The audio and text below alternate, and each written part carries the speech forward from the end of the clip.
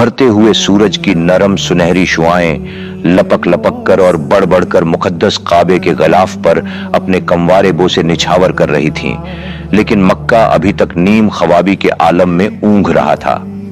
आज किसी काफिले को नहीं आना था, इसलिए काबे की आबादी ने अपने घरों से निकलने की जरूरत महसूस नहीं की थी। लेकिन इसी खामोशी, इस पर असरार सुकूत में एक अजीब हंगामा था।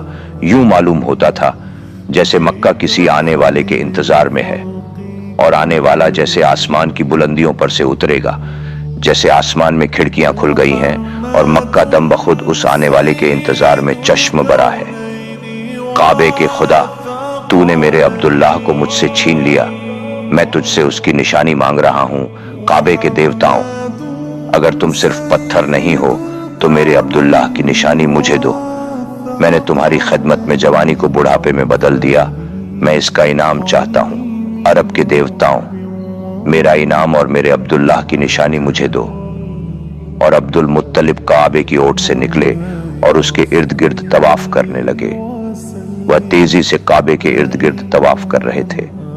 उनके चेहरे से यूं मालूम होता था कि वह दुआ नहीं, काबे के देवताओं से अपना हक मांग रहे हैं। उनकी आंखें शब्बेदारी की वजह से सुर्ख हो गई थीं। जिस्म के रोंगटे सुबह की गैर मानूस सर्दी की वजह से खड़े हो गए थे। इतनी देर से अरब के देवताओं को झंझोड़ने और बेदार करने के मुश्किल काम ने सरदार कुरैश को यकीनन थका दिया होगा। सरदार कुरैश, इस आवाज ने भी मुअम्मर सरदार की मोहियत को नहीं तोड़ा। वह इस तरह काबे के खुदाओं और अरब के देवताओं को पुकारते, झंझोड़ते, बेदार करते, तवाफ करते रहे।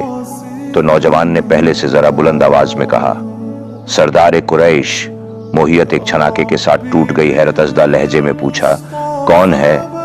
मैं वर्का, सरदार कुरैश इब्न नूफल। उन्होंने वर्का बिन नूफल के करीब बढ़ते हुए कहा और फिर एकाएक बोले, घर से आ रहे हो वर्का? जी हाँ चाचा। सरदार, आमिना का क्या हाल है? भाभी का? क्यों, वह कल तक तो ठीक थी। हाँ, आधी रात के करीब उन्हें यकायक तकलीफ हो गई थी। काबे के देवता हमें अब्दुल्लाह की निशानी से नवाजना चाहते हैं। आप तो बहुत परेशान हैं। आमिना की तबीयत बहुत ज्यादा खराब हो गई है।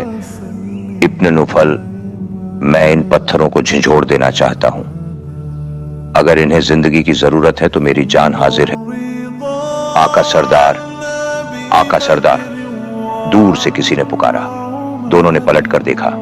बरकका हिरण्य की सी तेजी से इधर उधर बिखरे हुए बुतों में से भागती हुई चली आ रही थी। सरदार कुरैश लपक कर उसके पास पहुंच गए। घर चलिए आका सरदार, जल्दी घर चलिए। क्या हुआ? बूढ़े अब्दुल मुत्तलिब के होठों पर पपड़ियां उभर आई थी। नन्हे हुजूर तशरीफ लाए हैं आका सरदार।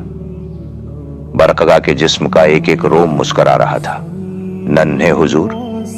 सरदार अब्दुल मुत्तलिब ने हैरत से पूछा, और गैर शऊरी तौर पर जानने वालों की फहरिस्त उनके जहन में उभर आई।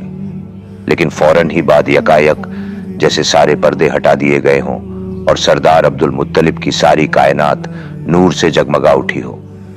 मुस्कुराहटें उनकी दाढ़ी में छुपे हुए होठों पर मासूम बच्चों की तरह बरसने लगीं और उन्होंने पूछा, लड़का? आका सरदार। बरकजा के जिस्म की पूर पूर में नाचती हुई शोखियां एहसास अदब के गरेबान में हाथ डाले हुए थीं, और हरम मुकद्दस में बिखरे हुए पत्थर के घड़े और उन घड़े देवताओं पर जैसे कपकपी छा गई हो। काबे की मुकद्दस इमारत पर जवानी आ गई। फजाएं झूम उठी, सूरज की किरणें नाचने लगीं।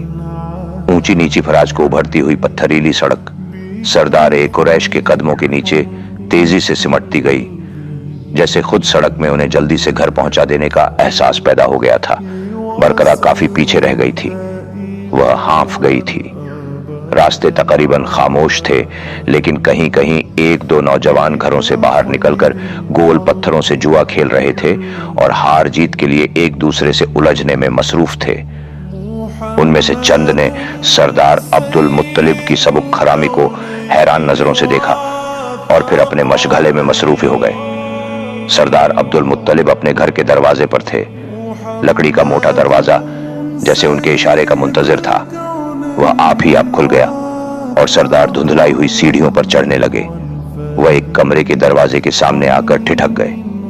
उनका हाथ दरवाजे को धकेल देने के लिए उठा, लेकिन रुक गया। अंदर से एक नन्ही सी आवाज फिजा को चीरती हुई आ रही थी। यह आवाज रोने की थी, एक बच्चे के रोने की आवाज। और सरदार कुरैश ऐसी कई आवाजें सुन चुके थे, कई दफा अपने कई घरों में, लेकिन इस आवाज में अजीब जादू था, अजीब कैफ जिसकी तेजियों में मलाए आला की मुबारकें गूंजती महसूस होती थीं।